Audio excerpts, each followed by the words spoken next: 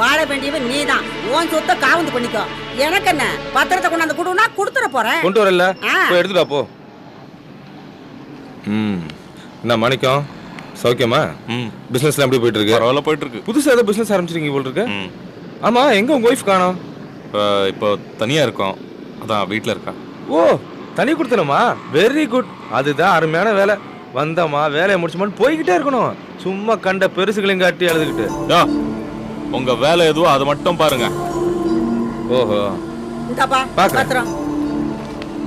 ஏமா இன்னும் அதே அந்த பழைய வளையத்தான் வாங்கிட்டு இருக்கிறியா? ஆமாப்பா. உனக்கெல்லாம் மெட்ராஸ் வந்து பொழைக்கவே தெரியல. மெட்ராஸ்ல இவ்வளவு பெரிய வீட்டை வச்சுட்டு திரும்ப வாடகை வாங்கிட்டு இருக்கிற. இந்த ஊர்ல அவன் வீட்டுக்கு நாயா அலையிறான். ஓகே, பத்திரம் போல ரொம்ப நாள் பொறுத்து வந்திருக்க. காப்பியாவது சாப்பிட்டு போப்பா. ராசா, நீ நல்லா காப்பி போடுவியே, என் பிள்ளைக்கு ஒரு காப்பி கொண்டா. குடியிருக்கிறவங்க கிட்ட எப்படி பழகுறதுன்னு தெரியாது. இவங்கன்னா ஒட்டா வரவா உனக்கு? ஒரு டிஸ்டன்ஸ் மெயின்டைன் பண்ண கிளவே. ரொம்ப இறங்காத, அமைக்கிடுவானுங்க. வரட்டா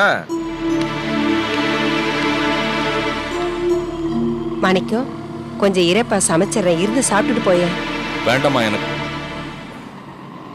சரிம்மா, சாப்பிட்ட போறேன். இரு, இது வந்துடுறேன்.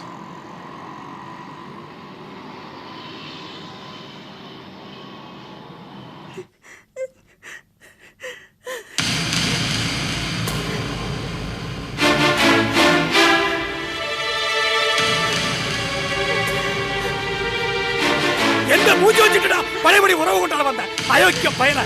ஏங்க, வந்தது வந்துட்டாங்க. வீடு தேடி வந்தவங்கள உட்காருன்னு கூட சொல்லாம ஏங்க இப்படி பேசுறீங்க? வாய மூடி. இந்த ரெண்டு ஓடுகாரி எடுத்து உட்கார்ந்தாங்கன்னா நீ அவங்க கூட ஓடுறீ. அண்ணே, அப்படி என்ன பெரிய தப்பு பண்ணிட்டேன். காதலிக்கிறது ஒரு பெரிய தப்பானே. நான் வேற யாரையும் காதலிக்கலையானே. நம்ம அண்ணியோட சொந்த தங்கச்சி தானே இவ. நான் கல்யாணம் பண்ணிக்க ஆசைப்பட்டது பெரிய தப்பானே. தப்பு தான்டா.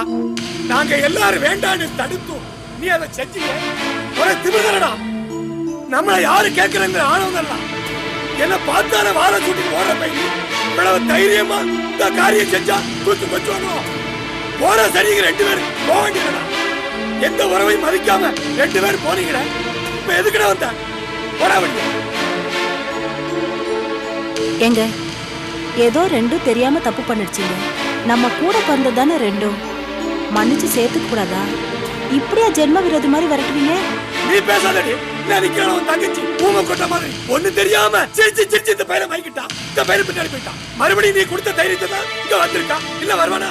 சும்மா நிறுத்துங்க. ஏன் தங்கச்சி மட்டும் தான் காரணமா? ரெண்டு பேரும் சேர்ந்து தானே லவ் பண்ணாங்க. உங்க தம்பி மட்டும் என்ன சின்ன குழந்தையா?